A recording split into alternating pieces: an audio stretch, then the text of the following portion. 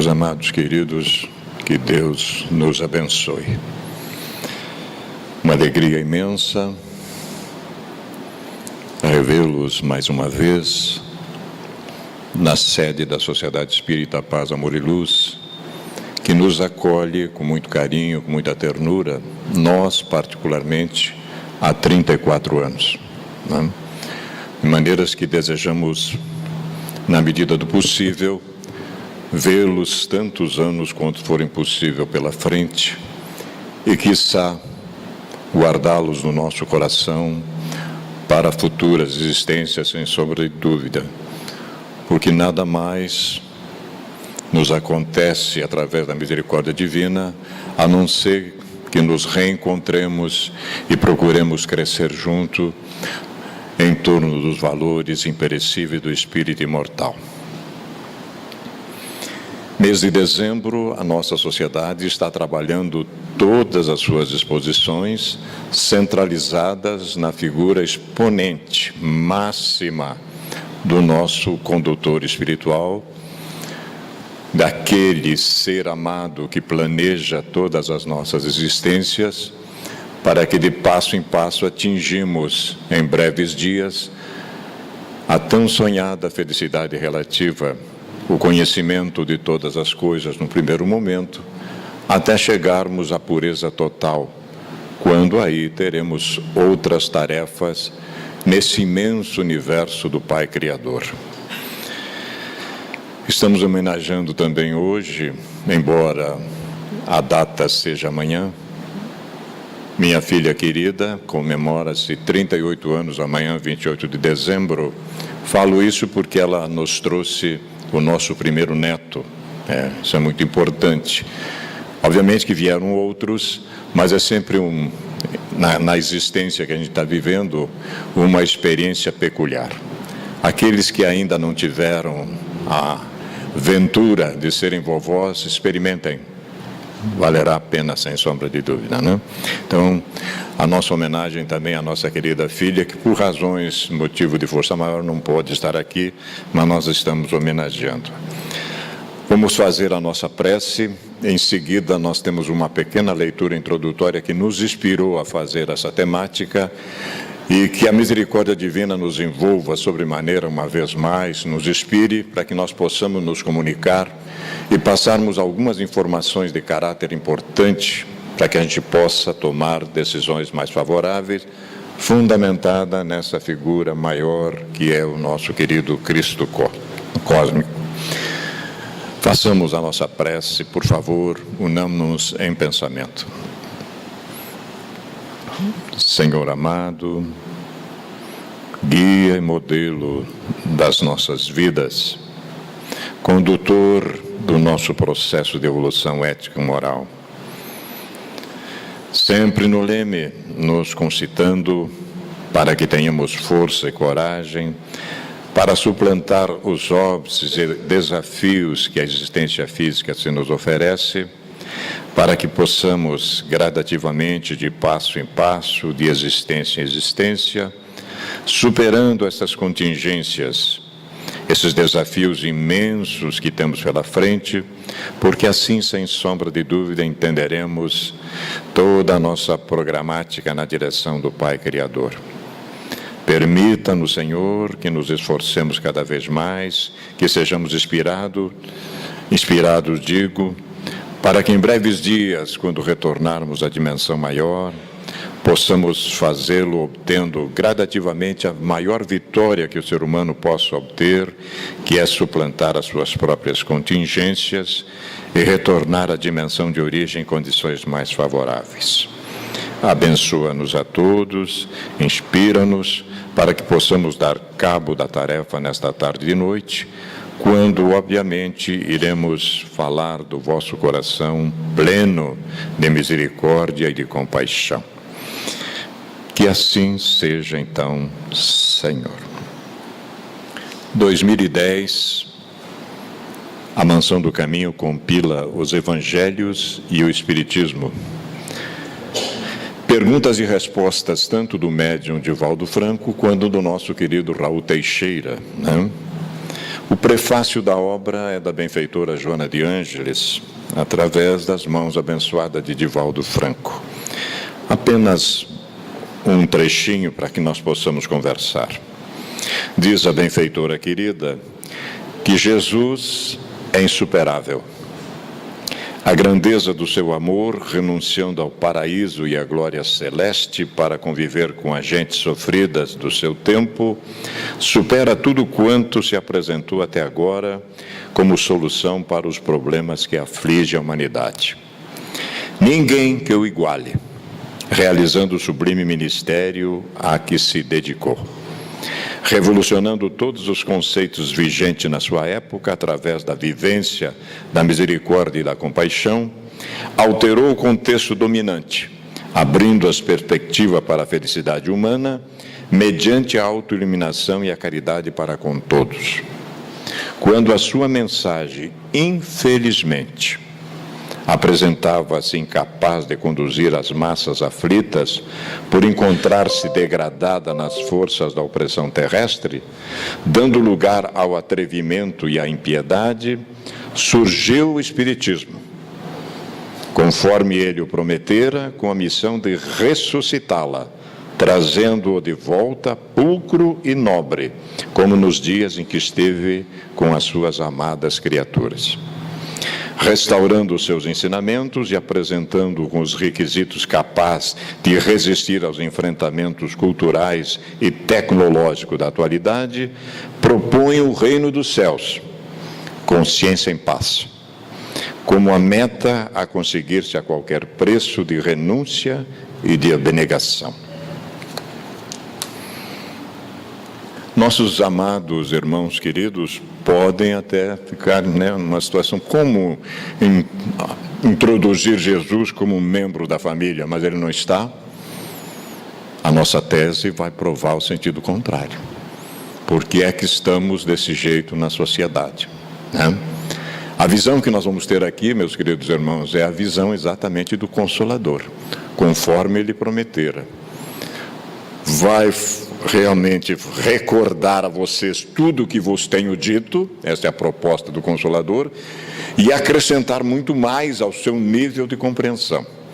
E o Consolador se materializou entre nós no período em que as nossas dores estavam realmente acerbas, ainda estão, descontrolada e sem compreensão da razão do sofrimento no mundo.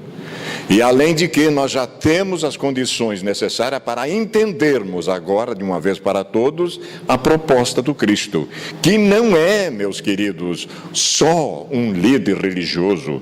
Jesus atua em todas as atividades do planeta, nada escapa da sua ingerência. Não é alguém empregado numa cruz, dentro de uma religião. Muito além disso, é assustador. Nós apequenamos o Cristo à nossa insignificância. E nós temos que mudar esse ponto de vista, né? Então, essa é a proposta que nós estamos trazendo na tarde e noite de hoje, para entendermos mais a urgência, a necessidade de trazê-lo de volta para casa. Porque senão a coisa está meio complicada, né? Vamos seguir algumas premissas dentro da pedagogia espírita que são interessantes, para que nós possamos entender o que é que vamos tratar. Como é que se pode reconhecer que um homem tem realmente na Terra uma determinada missão? Nós já estamos tratando do nosso livro fundamental, o Livro dos Espíritos, que tem 1019 propostas que iluminam a criatura humana. Iluminam, né? Liberta da sua própria ignorância. E a resposta é essa: pelas grandes coisas que opera, pelos progressos a cuja realização conduz seu semelhante. Jesus é ou não é o maior missionário? A proposta dele, sim, veio diretamente à nossa compreensão. Mas se não fizemos, aí é uma outra questão, né? Mas esse é o missionário maior, né? Sobre o dever. O dever é o resumo prático de todas as especulações morais. Quero dizer para os senhores, antecipando, que desconheço qualquer tratado filosófico, científico que exista neste mundo que supere esse texto que está no Evangelho segundo o Espiritismo, sobre o dever. Não existe. E olha que eu tenho procurado há 34 anos, né? É uma bravura da alma o dever, que enfrenta as angústias da luta, é austero e brando, pronto a dobrar-se às mais diversas complicações, conserva-se inflexível diante das suas tentações. Por mais que tentem me corromper, obedecendo à determinação do Cristo cósmico, ele mesmo diz: quem me convence de corrupção? Tenta me comprar para ver se é possível, né? Tem mais. O homem que cumpre o seu dever ama a Deus mais do que as criaturas, e ama as criaturas mais do que a si mesmo. É a um tempo juiz escravo em causa própria, né? O dever, meus queridos, é o mais belo laurel da razão. É a coroa, é o topo, é o máximo. Descende desta como de sua mãe o filho. O homem tem de amar o dever não porque preserve de males a vida, males aos quais a humanidade não pode subtrair-se, né? A dor é uma bênção que Deus envia para seus eleitos. Eleito é todo aquele que acorda, né? Mas porque confere à alma o vigor necessário ao seu desenvolvimento. Forja. Nos lembramos muito bem quando incorporamos na carreira militar. 1969 havia um campo de futebol de salão e havia umas pedras assim. Nas pedras estavam escritas: aqui se forjam homens. Forjar é realmente construir. Imaginemos agora com o Espiritismo como é que fica, né? Ilumina-se, além de forjar, ilumina-se criaturas. Mais uma premissa: os interesses da vida futura prevalecem sobre todos os interesses e todas as considerações humanas. Não pode ser diferente. Afinal, daqui a pouco eu vou desembarcar na dimensão espiritual, aqui mesmo. Aqui, a dimensão espiritual. Porque esse pensamento está de acordo com a substância da doutrina de Jesus. Ao passo que a ideia de uma renunciação à família seria a negação dessa doutrina. É aqui que nós já começamos a trabalhar, né? A nossa proposição crística, que é provocativa, e o desafio de nos submetermos racionalmente por ela. Se vale a pena, se não vale a pena. A pergunta final vai ser essa: afinal, vale a pena ou não vale a pena trazê-lo de volta para casa, né? Em face do ranger de dentes, dos camartelos da loucura, que graça, que se alastra em toda parte, a família sofre as inevitáveis consequências, desestruturando-se, experimentando choques violentos que a combatem, a enfraquecem, e rompem em tropel ensurdecedor os desatinos que tentam cidadania através da vulgaridade e da permissividade, que atingem índices quase insuportáveis. Esse texto, meus queridos, é deste ano de agosto. É de agosto. É o penúltimo livro lançado pela Benfeitor. Nós já vamos vê-lo. De agosto. O desvario domina os mais diferentes grupos sociais. Primeiro nós vamos ver a constatação e depois vamos ver como é que a gente sai disso. Predominando em quase todos, em bem urdida trama, conspiração contra os valores éticos morais, que devem vicejar como pilotis, valores éticos morais, colunas de segurança do equilíbrio humano. Porque senão a gente realmente sossobra. Em uma sociedade na qual vigem o desrespeito pela dignidade, a agressão ao pudor, o campeonato da promiscuidade, que mede os indivíduos e os exaltam, 15 minutos de fama, naquela bendita telinha da televisão, né? Pelas suas defecções e corrupção, em desenfreada sede de prazer vulgar, o sentido da vida, meus irmãos, e o seu valor psicológico experimentam grave perigo de anarquia. Mas olha o retrato, né? A exaltação do sórdido e do grotesco em espetáculos de horror, aplaudidos pela massa desorientada, representa a mais expressiva manifestação de decadência a um passo da desorganização geral. né? Os seres humanos são medidos pelas suas conquistas ético-morais e culturais, intelectuais e de sentimento religioso. Aqui mais para religiosidade do que ritualismo, né? Pelas lutas compreendidas em favor dos demais, pelos sacrifícios que elevam e se tornam, digo, estímulos de vida. E nunca, diz a benfeitora, pelas suas formas de degradação e desrespeito a todas as conquistas já realizadas, que foram tantas, não se pode negar, em terrível apelo para o retorno ao primarismo e ao hedonismo, que é somente prazer, extravagante e apresentações cada vez mais indignas. Indigna, né?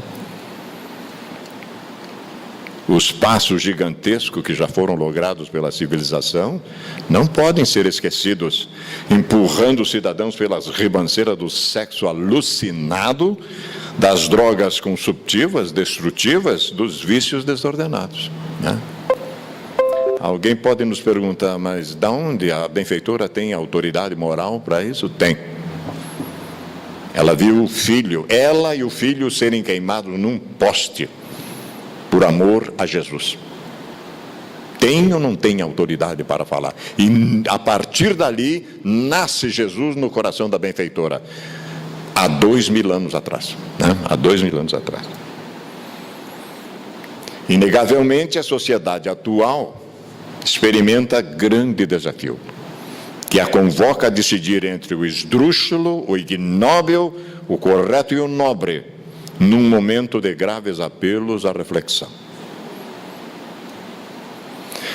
O fantasma das enfermidades dizimadoras ronda.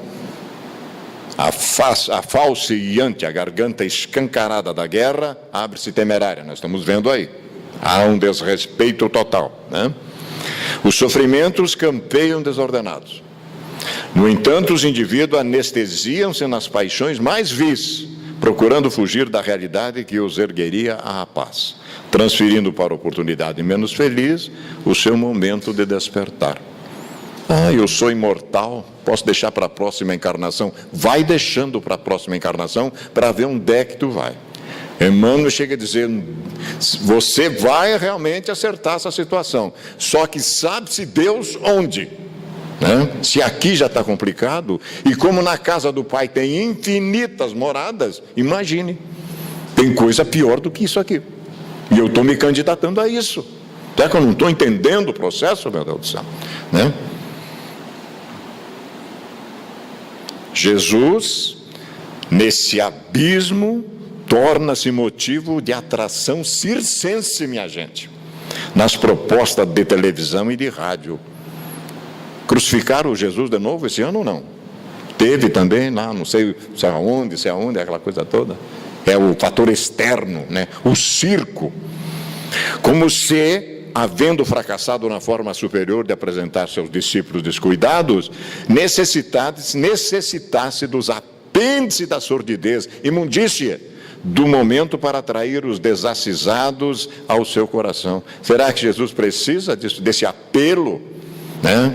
Desse pessoal que chora o dia inteiro pedindo para que Jesus resolva o problema, quando ele já disse como resolver? Ele já disse, né? O aturdimento que resulta do fracasso das religiões ortodoxas, convencionais, sem nenhum demérito, nenhuma crítica, mas isto é uma realidade, que não se preocupa em iluminar a criatura, de maneira nenhuma, jamais, mais interessada nos empenhos materiais do que no ser humano. Apresenta esse saldo lamentável que se expande em formas mais estranhas de gerar prosélito, templos saindo pelo ladrão, milagres acontecendo, né? Ora sob ameaças punitivas, momentos outros sob a alternativa de poder e glória terrestre. Para que eu quero terra? Eu quero mais é criar juízo, isso sim. Eu preciso passar por aqui e produzir alguma coisa de bem para mim, para o meu interior, para voltar melhor quando cheguei aqui. É o contrário, é o oposto. E estamos jogando as fichas no mundo físico. Temos que acordar, né? Somos espíritos imortais, estamos passando por aqui.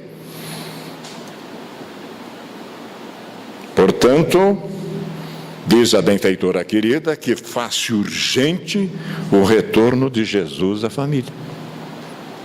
Aí é uma constatação. Somente a sua presença no lar pode oferecer segurança e equilíbrio. Ela joga todas as fichas, porque ela sabe de quem se trata. Para todos quantos se encontram à mercê dos instrumentos de comunicação, preocupados com o consumidor e desinteressados totalmente da criatura. Eu tenho que vender celular, gente. Eu tenho que vender o carro do ano. E para que eu preciso isso? Para que eu preciso isso? Humanizar esses veículos, agora a tarefa nossa. Estabelecer programas de educação, de valorização humana, em vez da exaltação das aberrações, é dever de todos aqueles, isso aqui é para nós, que já travaram o contato com o Evangelho. Perguntamo-nos, já travamos contato com o Evangelho? Por isso, olha o nosso dever, humanizar esses veículos, não entrar na onda. Estabelecer programa de educação. Temos que sair do nosso conforto. Nós temos que assumir, direcionar alguma coisa. Nós somos cidadãos de bem, né? Porque os maus não vão ceder espaço jamais lá fora, se nós não tomarmos atitude, né? Eu vos mando como ovelha em meio de lobos. Essa é a lição de Jesus. É um sacrifício enorme, senão a coisa não muda. Não tem jeito. Iniciando-se na intimidade da família, pelo menos uma vez por semana. Encontro fraternal com todos os seus membros, no qual sejam debatidos os problemas existentes e apresentadas as soluções que já estão delineadas na lei de amor. A reunião terá por finalidade essencial construir a paz no íntimo de cada um. Olha só, olha o fundamento do Evangelho no lar, construir a paz no íntimo de cada membro, para que se volte a experimentar a alegria pelas coisas simples e edificantes, sem as convulsões e os apelos dos instintos primitivos. A gente deixou ele partir. Me lembro muito bem, na festa de casamento é mencionado Jesus, pois ele vai embora. Não deixa ele embora. Não deixa ele embora. Análise da palavra de Jesus em reunião familiar, em vez de se manifestar como uma questão religiosa, olha só, repetitiva e automática, deve ser rica de encantamento, de fraternidade, em debate franco, filosófico e de renovação social, de maneira que expresse um cometimento para desenvolver o pensamento, a capacidade de entender a vida e a permuta de ideias. Jesus atua em todos os segmentos do mundo. Essa história de botá-lo dentro de um templo religioso, a gente louva ele no templo e menoscaba-o na sociedade. Temos outra postura, é isso que está nos levando para baixo. Porque ele não diferencia o templo e a oficina, é a mesma coisa, tudo é um mundo, é um mundo. Quando Jesus se adentra ao lar, meus queridos, a família se reconstrói. A nossa família está desse jeito. E os seus membros descobrem os objetivos da consanguinidade. Por que estão vivendo junto? Porque a vida não se equivoca. É a melhor família que eu pude ter. Não adianta chiar. Estabelecendo metas de dignificação que são alcançadas pouco e pouco. Ante a meridiana mais forte luz dos ensinamentos de Jesus, o corpo é veículo que deve ser dignificado pelo que representa para o espírito no seu processo de evolução. Em vez de objeto de mercado insensato do sexo transtornado e das vilezas morais, é um patrimônio que deve ser preservado com elevação em face da sublime tarefa que lhe diz respeito no processo da iluminação de consciência. Não é pouca coisa. Respeitar o meu organismo físico como devo respeitar dos demais.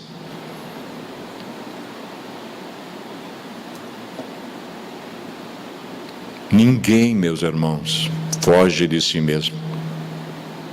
Ninguém.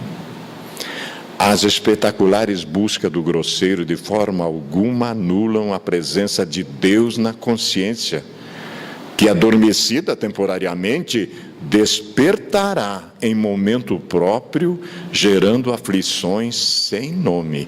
Atire a primeira pedra quem já não passou por isso. Está tudo bem, daí a pouco, um negócio vira a minha vida, porque eu estou olhando para o lado que não deveria olhar. E a misericórdia divina manda eu olhar para o outro lado. O selfie é Deus em nós. O ego não quer nada com a coisa. Sombra é água fresca, mas a misericórdia divina atua. Porque eu me comprometi antes de vir para cá de fazê-lo. Certeza absoluta. E a vida vai nos cobrar dentro desse padrão. Né? Olhem só, o pai da psicanálise. Olha o que ele nos diz. Alimentar os famintos, perdoar a ofensa e amar os inimigos, estas são grandes virtudes. É verdade. Mas só isso? Mas o que dizer quando descubro que o mais pobre dos mendigos e o mais insolente dos agressores estão em mim e que preciso das esmolas da minha própria bondade? Que eu mesmo sou inimigo que precisa ser amado. O que dizer então? Reconcilia-te depressa com o teu adversário, enquanto estás no caminho com ele. Jesus está se referindo que o meu pior, o meu mais difícil adversário é a ignorância sobre mim mesmo. Preciso ouvir a psicologia profunda para falar disso. A benfeitora escreve 16 obras chamadas série psicológica em cima da maior questões do nosso livro fundamental, que é a questão 919, o conhecimento de si mesmo. 16 livros da série psicológica. Enfatiza de novo a benfeitora. Desse modo, meus queridos filhos amados, torna-se urgente a necessidade de introduzir Jesus como membro da família, participando da convivência doméstica e tornando-se um ser sempre presente em todos os momentos. O que será que Jesus pensaria sobre essa questão? Emana isso para o cosmo para ver e aguarda a resposta. Faz silêncio interior. Naquele evangelho no lar, uma vez por semana, pergunta. O benfeitor está do lado, ele está ali, né? Pergunta para ver. De princípio, uma vez por semana, a sua sábia convivência contagiará a todos, dulcificando os sentimentos e trabalhando-os, de forma que a paz e a plenitude se farão naturais no íntimo de todos. A benfeitora tem uma pedagogia repetitiva. Enquanto a gente não botar na cabeça, ela não para. E funciona. Funciona. Não adies, então, o encontro de tua família com Jesus. Faze-o quanto antes, porque mais tarde, provavelmente, será tarde demais. O que mais vai nos incomodar, meus amados, na dimensão espiritual, escrevam aí, guardem, é o tempo que nós perdemos com bobagem. Porque tempo para nós está célere, passando muito rápido, né? Nós estamos jogando as fichas num jogo outro que não deveria ser. De começo, apresenta-o àqueles a quem amas de forma sutil, agradável. Não imponhas. Convicção a gente não impõe a ninguém. Convidando-os à reflexão. e lentamente deixa-o tomar conta dos corações, a obra é dele, verificando que somente através da sua proposta, a vida no lar pode tornar-se realmente feliz. Olha, a gente está trazendo outra proposta fora da dele. Nunca te arrependerás por trazê-lo ao convívio familiar. Que beleza! Me arrependo de tantas coisas, mas disso jamais. Isso jamais. O oposto, porém, será diferente. E quando lamentares, somente padecerás desnecessários remorsos. Jesus é vida e vida em abundância. Às vezes eu não entendo alguns espíritas amados nossos, tristes. Não tem sentido. Com tudo isso que nós temos, tristes, não? Tua família é tua vida, sem dúvida. Por isso mesmo, aproxima de Jesus e permite-lhe conseguir aurir a sua sabedoria e a sua paz. Fonte de Luz. Este livro foi publicado agora em agosto deste ano. Considerações finais que propõem infinitas outras considerações. Martins Peralva, grande companheiro ético-moral, escritor, nos traz a seguinte colocação: o Evangelho é bálsamos nas chagas que sangram, mas é também luz nas trevas que amedrontam e confundem. É o orvalho que suaviza e embeleza, mas é igualmente força que cria, estímulo que renova, energia que agita poderes latentes do espírito humano, concitando-o, convocando ao encontro consigo mesmo. Na feição de mensagem consoladora, reflete a doce misericórdia de Jesus, que das elevadas esferas desceu até a nossa pequenez e indigência. Na sua feição dinâmica, ergue-nos a mente e o coração para os anseios superiores que sublimam e divinizam. O mundo, meus queridos, pede socorro a Jesus. Ele atende, porém espera por nós. O mundo representa a larga faixa dos necessitados de pão. Jesus, entretanto, não se esquecendo deste, socorre também os que têm necessidade de luz. Vai sempre além. O mundo roga paz nos estertores da violência que se debate. Jesus transmite tranquilidade.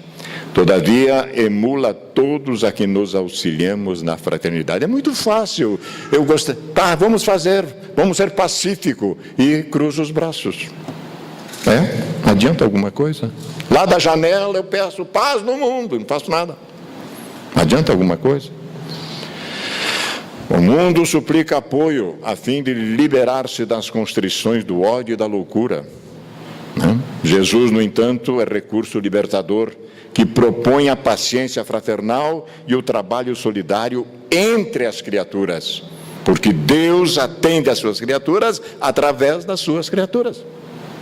É assim que funciona. O mundo promove desespero e algaravia. Jesus doa silêncio e fé. Compara as incertezas do mundo e a segurança com Jesus. Põe na balança. Considera os impositivos de fora no mundo e as forças interiores que se aurem em Jesus. Tua vida física, mesmo que se alargue por dezenas de anos a fio, defronta um momento em que cessa. No entanto, a tua realidade espiritual com Jesus jamais terminará. O mundo te leva a conquistas, mas Jesus, quando conquista, faz que o homem vença-se por dentro. As vitórias externas esmaecem e passam. As íntimas se fortalecem e ficam. A gente leva. Aprende com a luz. Após realizar o seu périplo no universo, depois de contornar a nossa hiperesfera, N dimensões, volve à fonte geradora, seu ponto de partida. Ninguém, mesmo que o deseje, jamais fugirá da sua nascente divina. Deus não aceita esboços imperfeitos, porque determinou que a sua obra, que somos nós, resplandeça diante dele, mais cedo ou mais tarde.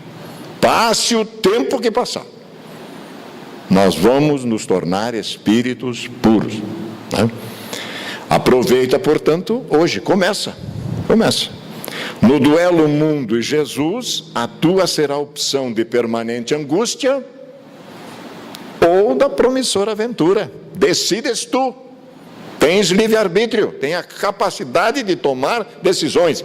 Quer ficar em permanente angústia ou ter promissora aventura? Depende de nós.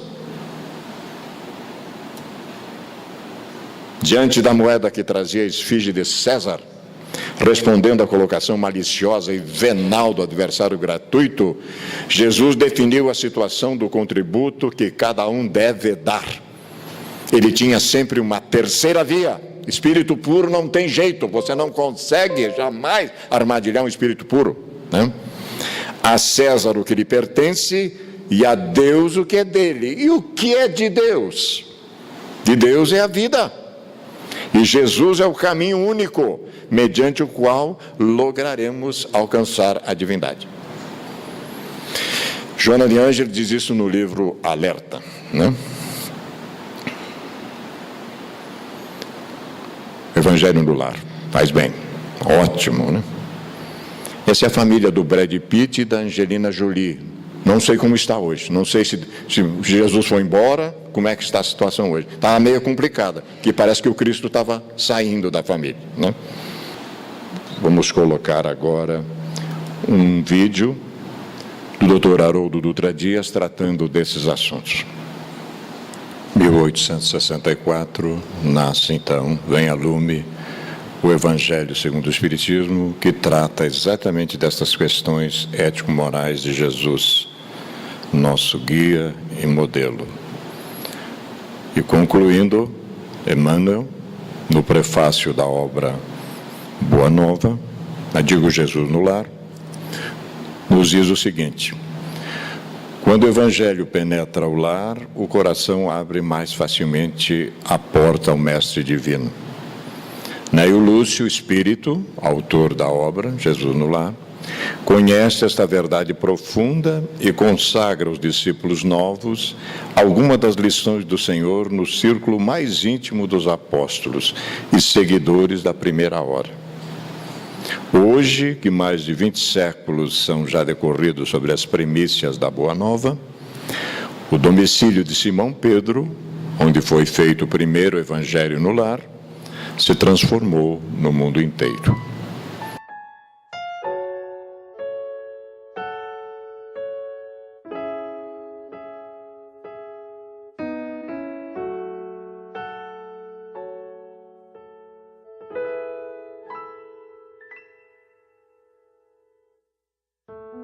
Amigos do coração, aproxima-se a data em que as coletividades humanas comemoram o Natal.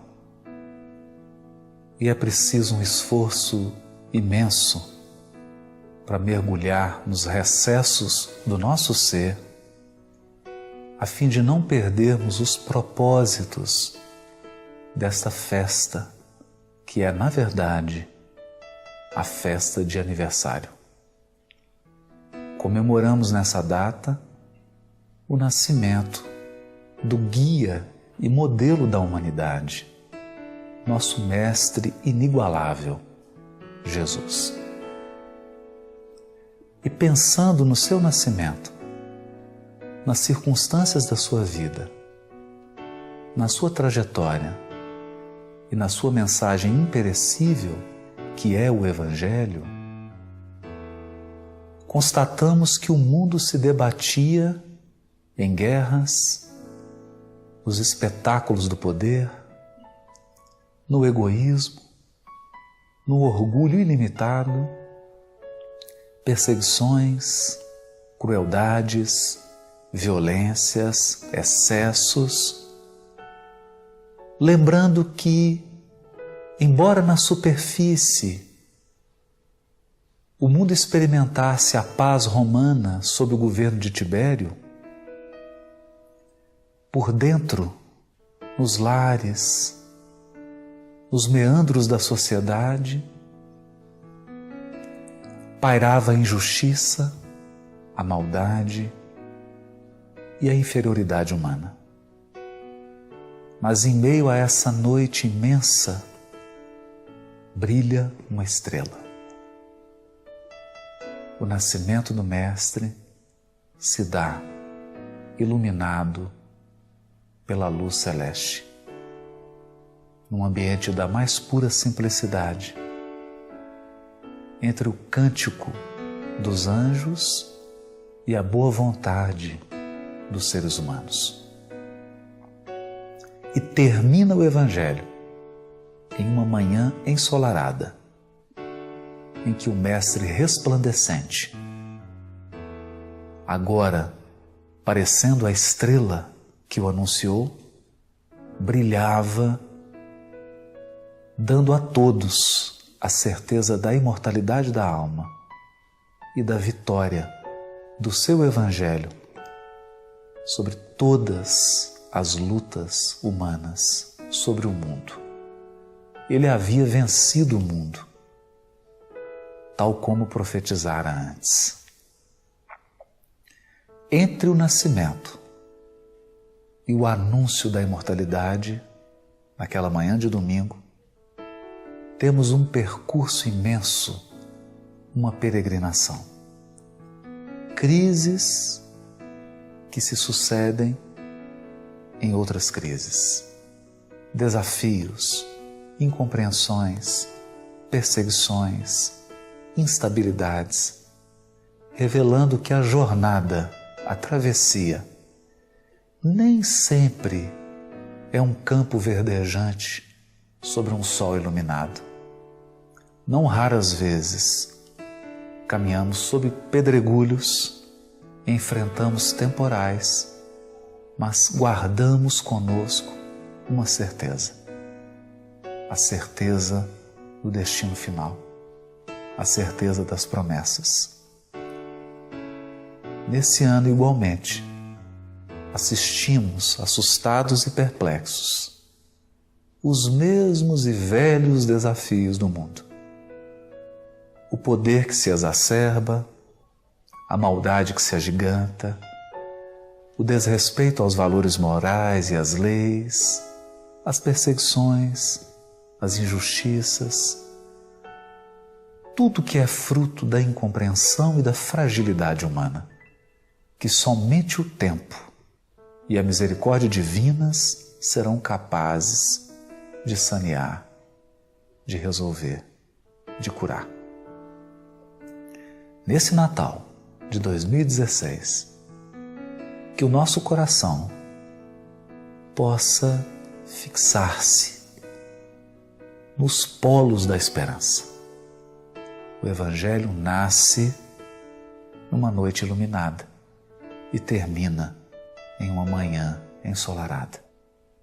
Os polos da esperança nos conduzirão a uma compreensão mais profunda de Jesus e do seu Evangelho.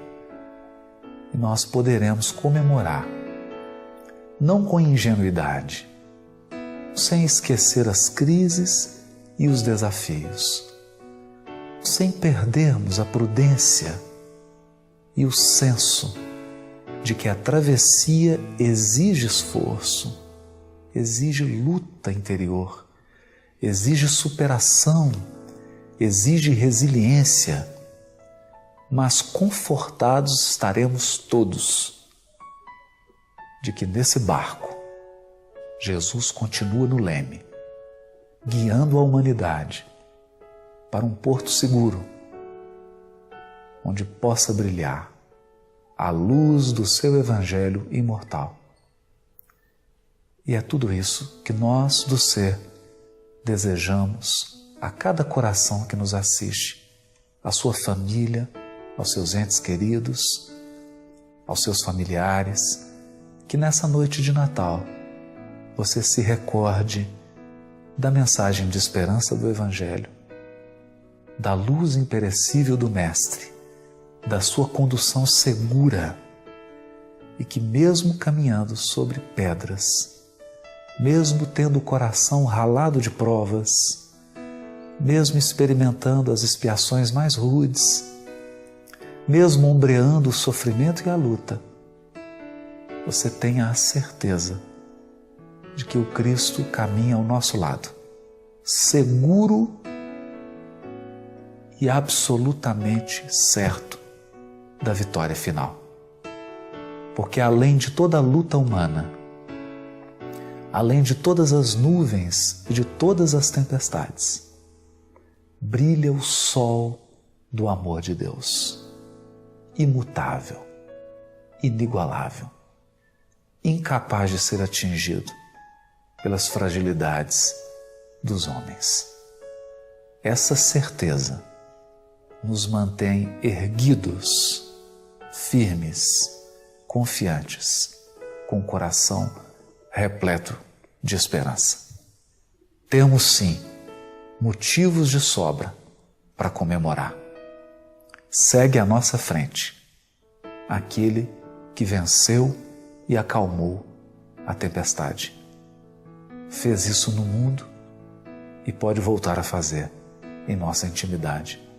É o que todos nós, a família do ser, desejamos a você. Natal, dessa vez repleto de esperança, cheio de confiança, cheio de certeza de que venceremos as crises, de que o Cristo vela por nós. Feliz Natal e um ano novo, repleto de realizações espirituais.